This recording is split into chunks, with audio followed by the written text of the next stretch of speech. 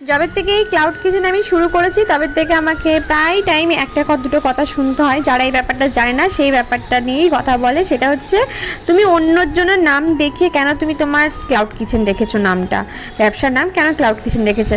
কিন্তু তোমাদেরকে আমি আর বুঝিয়ে এটা পারছি না, এটাকে ক্লাউড কিচেনই বলে, ঠিক আছে। আমার ক্লাউড কিচেন নাম হচ্ছে অপরাজিতার ক্লাউড কিচেন।